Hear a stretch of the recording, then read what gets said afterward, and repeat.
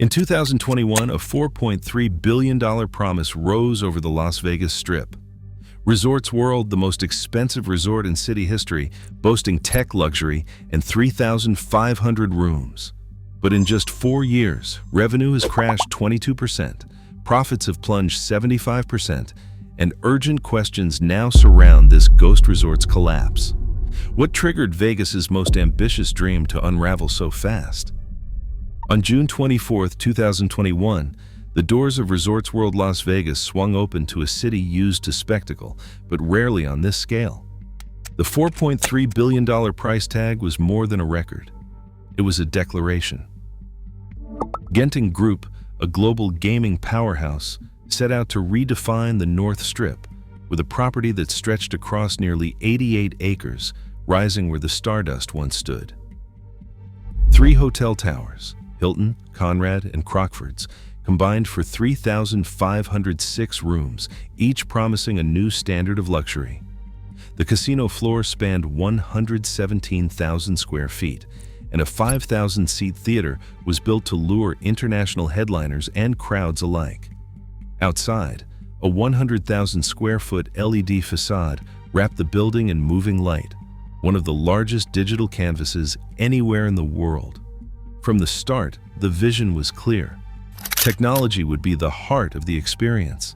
Digital kiosks, mobile room keys, and cashless gaming aimed to erase the friction of old Vegas, trading lines and paperwork for seamless interaction.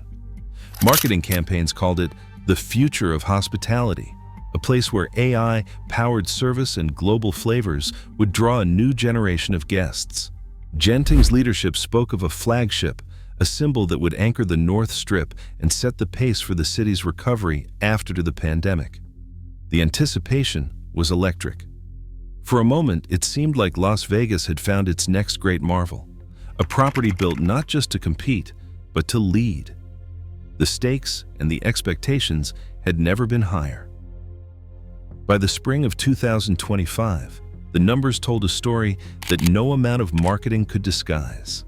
Resorts World's quarterly revenue fell to $166 million, a plunge of 22% from the same period the year before. The drop wasn't just a blip. It was the sharpest decline among major Las Vegas resorts. Profitability collapsed even faster. EBITDA, the key measure of operating profit, dropped from $40 million to just $10 million in a single year. That's a 75% fall, wiping out nearly all margin and putting pressure on every department. Room occupancy, once a point of pride, slipped to 80%, down from almost 88%. The average daily room rate fell by more than $30, landing at $286. For a property built to command top-tier pricing, these numbers set off alarms from the boardroom to the casino floor. Free cash flow, once counted in tens of millions, shrank to a single million by year's end. Genting's leadership faced mounting pressure as quarterly filings revealed the gap between projections and reality. Every metric pointed in the same direction. The flagship was losing ground fast. With each earnings call, the questions grew sharper. How could a $4.3 billion investment unravel so quickly? And what, if anything, could stop the slide before it became irreversible? March 2025 brought a blow that sent shockwaves through Resorts World's boardrooms and beyond. The Nevada Gaming Commission imposed a $10.5 million fine, the second largest in state history, after uncovering a breakdown in anti-money laundering controls. The heart of the scandal centered on Matthew Bowyer, a known illegal bookmaker who managed to funnel $2.5 million through the casino's VIP rooms with almost no scrutiny. Internal records revealed missed red flags, delayed suspicious activity reports, and a culture where host bonuses were tied to high roller play, not compliance. Regulators found that even as Bowyer's transactions raised alarms, compliance officers were pressured to look the other way. The settlement forced Resorts World to overhaul its practices. All anti-money laundering training records must be kept for 5 years, dedicated compliance staff hired, and regular independent audits submitted to the state.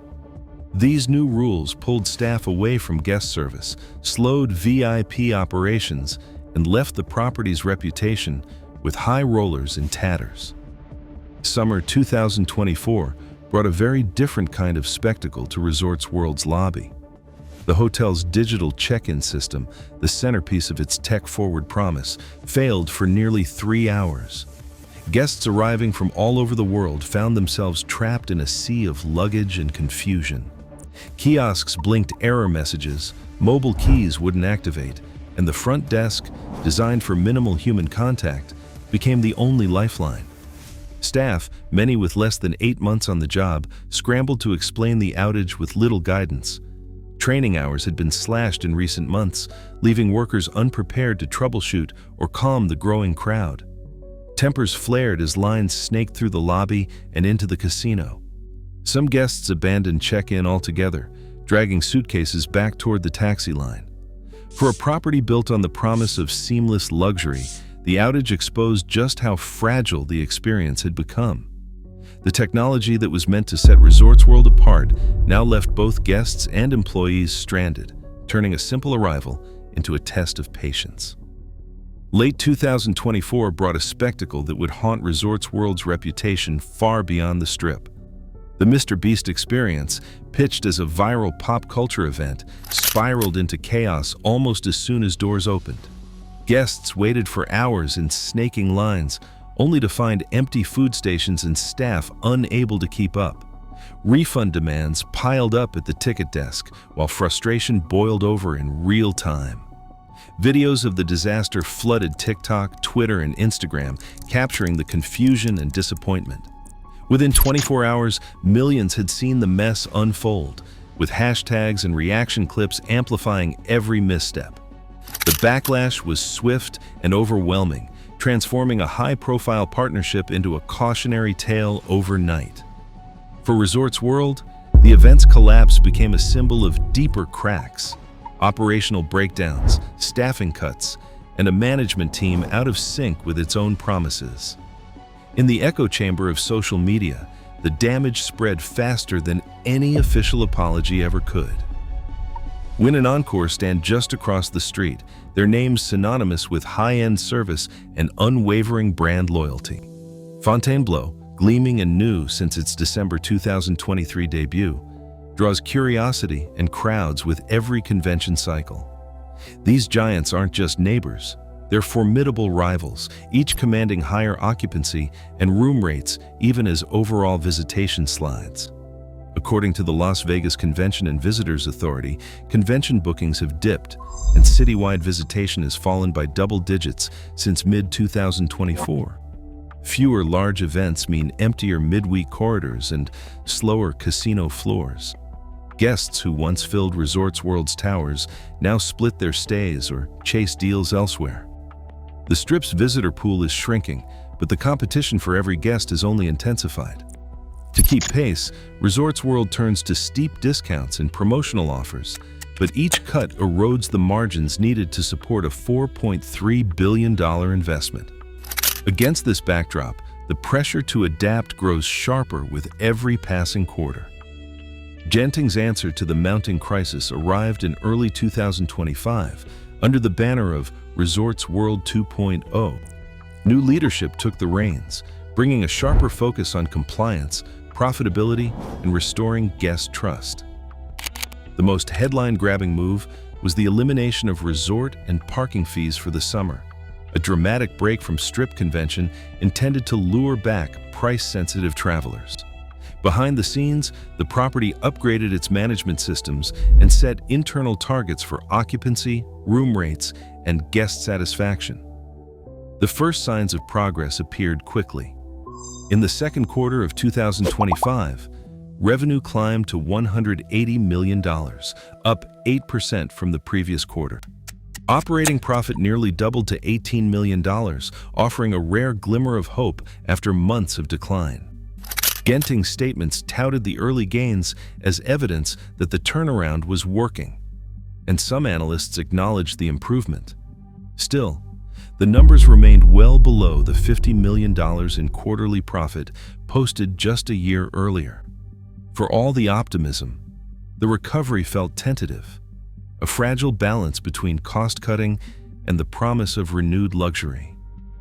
In just 4 years, Resorts World Las Vegas went from a $4.3 billion promise to a property facing a 22% revenue drop and a 75% plunge in operating profits. Regulatory documents confirm a $10.5 million fine, the second largest in Nevada history, after anti-money laundering failures allowed $2.5 million to flow unchecked through its casino. Technology touted as the resort's future became a source of guest frustration, with outages and staff turnover documented in public reports. While Genting's Resorts World 2.0 recovery plan brought a modest 8% revenue rebound in the second quarter of 2025, occupancy and earnings remain well below Strip averages. It is still unclear whether Genting can restore trust among guests and regulators. Internal communications and financial projections have yet to be made public. What's certain is that Resorts World's rapid decline reflects both internal missteps and a tougher Las Vegas market, turning a record-setting debut into one of the city's most expensive warnings.